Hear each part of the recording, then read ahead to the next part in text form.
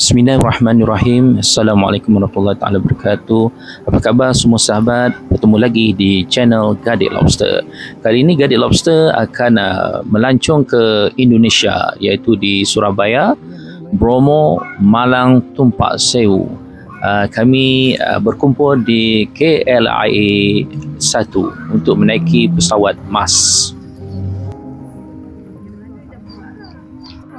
Alhamdulillah, kami telah sampai di Airport Juanda, Surabaya. Keadaan airportnya kemas, cantik dan teratur. Alhamdulillah. Kami sedang menunggu pemandu pelancong kami untuk menaiki van 12 penumpang. Okey, aktiviti yang pertama, kami akan dibawa ke satu restoran untuk makan tengah hari. Tapi nak ikutkan breakfast lah, pasal sekarang ni kami tengok masa dalam pukul 10 pagi. Jadi dia merangkumi breakfast dan makan tengah hari. Pasal selepas ini kami akan aktiviti kedua ke ladang apple, iaitu aktiviti memetik apple. Okey, kami telah sampai di destinasi di mana kami akan menaiki satu pengangkutan van ataupun panggil macam tutut lah, khusus untuk ke ladang apple. Oh, mencabar untuk naik ke ladang apple ni pasal dia curam kan. Jadi kena berhati-hatilah untuk ke sana.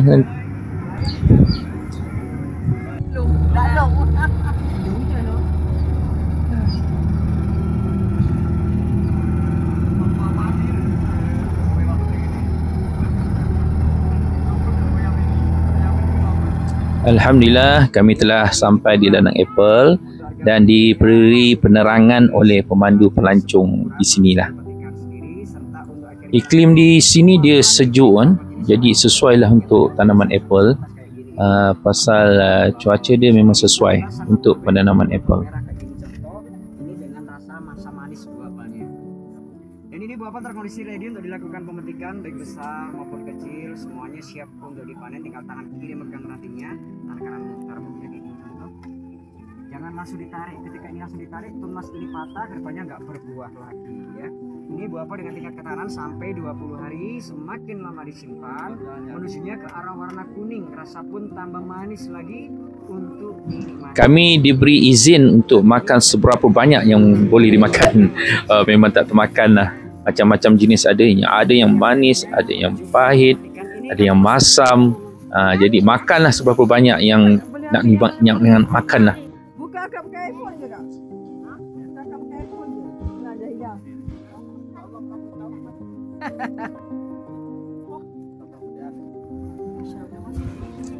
Selepas aktiviti di ladang apple, kami telah dibawa ke satu tempat yang bernama Cafe Sawah. Di sini tempat yang cantik, pemandangan cantik dalam, ada kolam ikan, ada kafe, boleh minum-minum, makan-makan, santai-santai lah di sini. Memang tenang dengan keadaan cuaca yang sejuk, dan banyaklah perkara-perkara ataupun cenderia hati-hati atau buah-buah tanaman yang kita boleh beli di sini.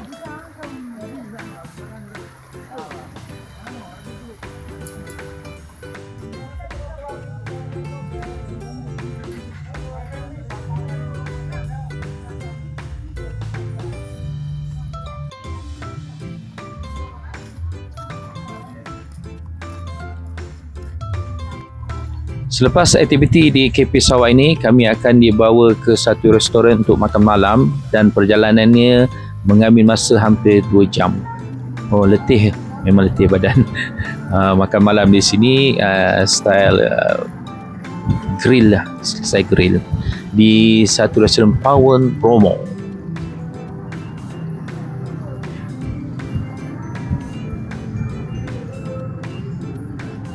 Cantik ikan di dalam kolam ni.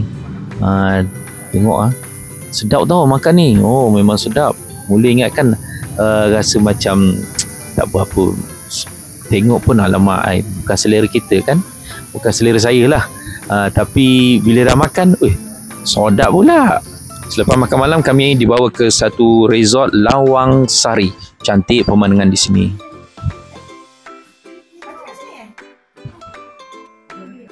Hari ini hari kedua aktiviti untuk menaiki Gunung Bromo dengan menaiki jeep. 2 jam perjalanan dia. Saya ingatkan dekat, rupanya jauh lagi perjalanan untuk ke Gunung Bromo untuk kita lihat Sunrise Point. Pemandangan matahari memang cantik lah.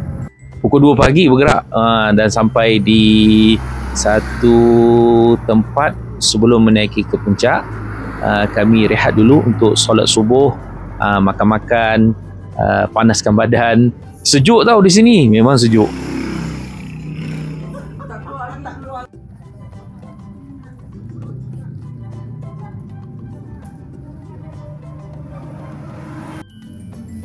Okey, setiap kedai makan ni dia memang ada sediakan satu surau di bawah.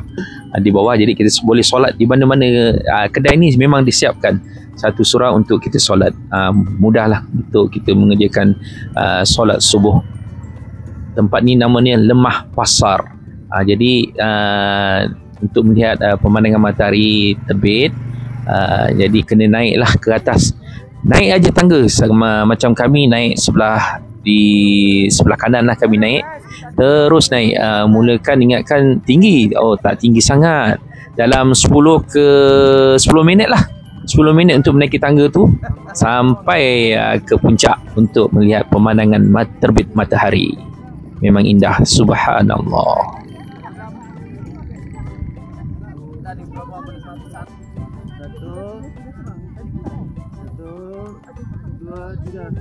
Kami berada di Paras Atas Langit ni.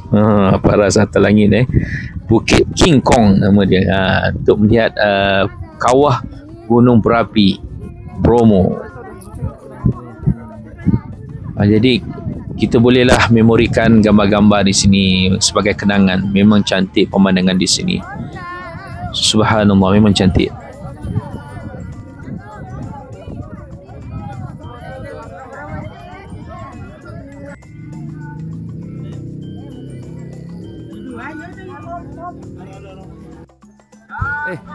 Video lah. Okey, selepas ni kami ke Kawah Bromo untuk melihat betul-betul dekat panjat. Bagi siapa yang mampu bolehlah menaiki tangga.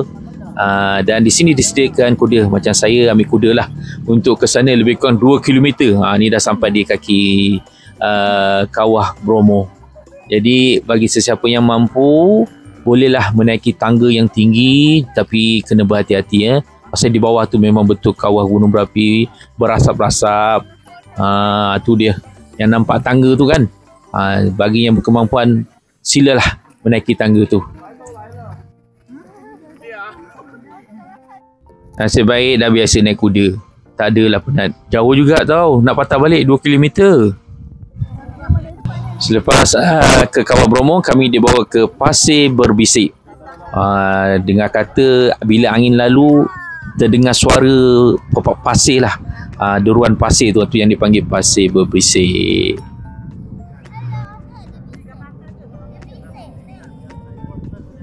Memang cantik pemandangan di sini.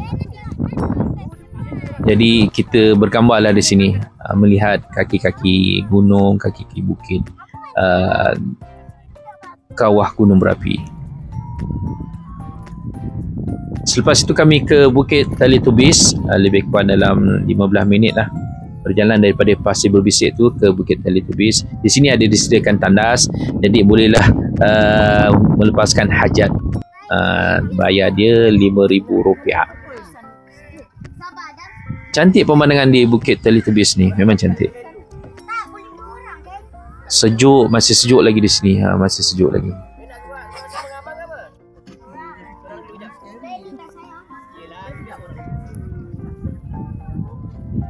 Selepas lawatan ke Bukit Teletubbies ni, kami turun ke bawah ke penginapan kami semula untuk makan tengah hari. Perjalanan dia daripada kawah Gunung Bromo tu ke chalet kami ni lebih kurang 2 jam. 2 jam. Lihatlah pemandangan chalet yang kami duduk ni ataupun resort yang kami duduk ni, Lawang Sari, memang cantik.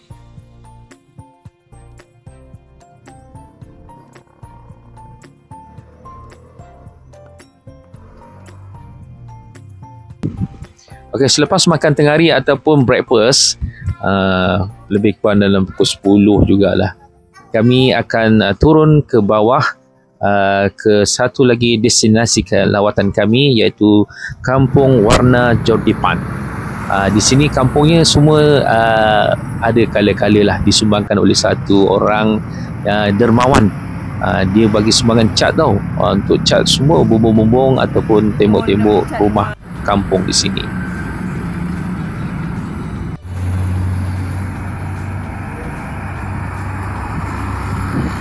Selepas kami dibawa melawati Kampung Warna Jordipan, kami dibawa ke satu restoran nasi padang. Memang sedap makan nasi padang. Macam-macam pilihan lauk, sedap. Selepas makan nasi padang, kami bergerak ke Malang. Perjalanan lebih kurang 2 jam dan terus dibawa ke satu restoran untuk makan malam. Alhamdulillah, sedap makanannya di Wonsolo. Selepas makan malam, kami terus check in di sebuah hotel, Hotel Regent Malang. Alhamdulillah, hotel selesa, bilik besar, memang baguslah hotel ni.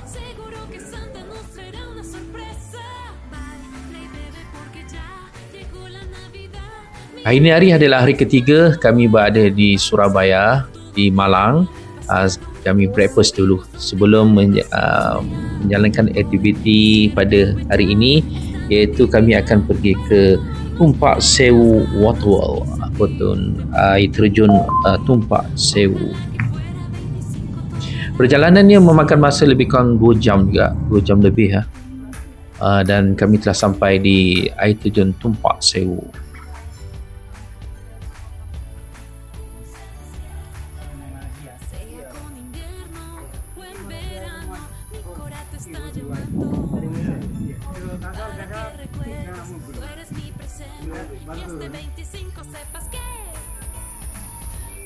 Okey, setelah berehat, buang air besar, melepaskan hajat, dan kami dibawa oleh pemandu pelancong untuk turun ke Tumpak Sewu untuk melihat pemandangan air terjun.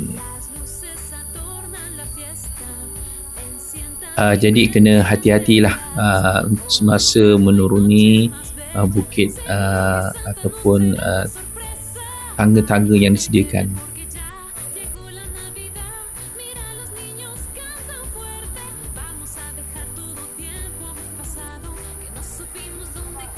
Air terjun dia memang cantik, subhanallah. Memang saya rasa tak galat lah datang ke sini, memang cantik air terjun ni. Kalau yang berkemampuan untuk turun ke bawah, sila pastikan tuan-tuan kena ada pemandu ataupun juru pandu untuk turun ke bawah. Selepas melihat pemandangan indah di air terjun Tumpak Sewu ini, kami dibawa ke satu restoran untuk makan tengah hari di Pinus Sewu. Memang cantik pemandangan di sini, dan kami sampai ni tak dapatlah lihat Gunung Semeru. Gunung Semeru yang meletus. Hari-hari sejak kami datang, hari-hari dia meletup, tapi tidak membahayakanlah, pasal di sini masih tak nampak lagi, pasal ada kabus melindungi Gunung Semeru ini. Alhamdulillah, selepas hujan, dah nampak dah, itulah dia Gunung Semeru yang hari-hari meletus. Tak boleh pergi situ, ditutup kepada semua pelancong untuk ke sana. Selepas kami makan, kami menuju ke satu masjid lebih kurang 2 jam perjalanan juga. Masjid ni diberi gelaran oleh orang-orang di sekitar kampung ni Masjid Jin. Masjid ni memang besar, tapi lepas diberi penangan oleh santri di sini, dia menjelaskan masjid ni dimiliki oleh seorang kiai yang telah meninggal, dan dia dapat ilham daripada Allah Ta'ala untuk buat masjid ni, sedikit demi sedikit dibuat, dan memang besar sungguh masjid ni.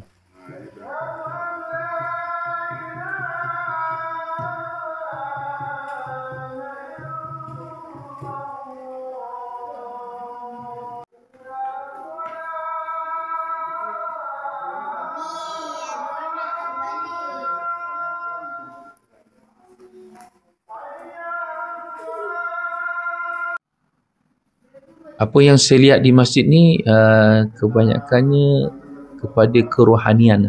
Pasal suasana di bilik semayang dia, di dewan semayang solat tu penuh dengan replika ataupun pohon-pohon kayu, memang untuk kerohanian.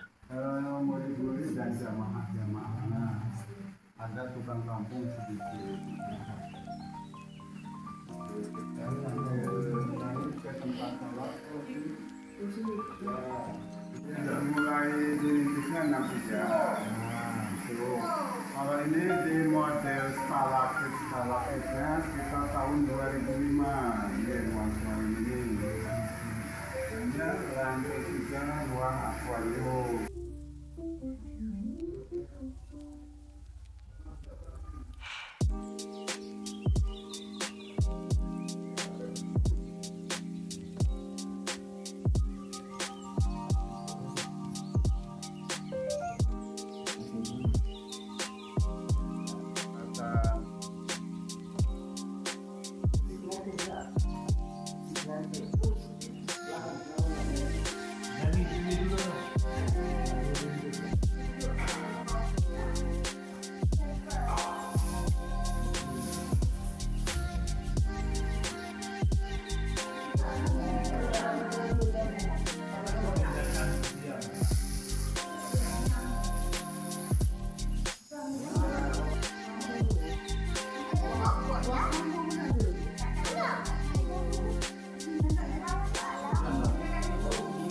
Selepas melawat Masjid Jin, kami telah dibawa ke satu gerai makan.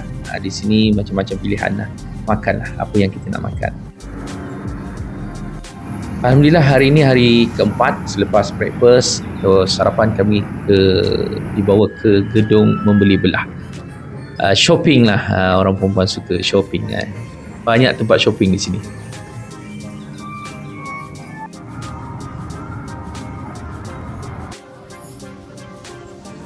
Jadi sebelum balik ke Malaysia, kami dibawa ke tempat untuk membeli cenderahati untuk dibawa pulang ke Malaysia.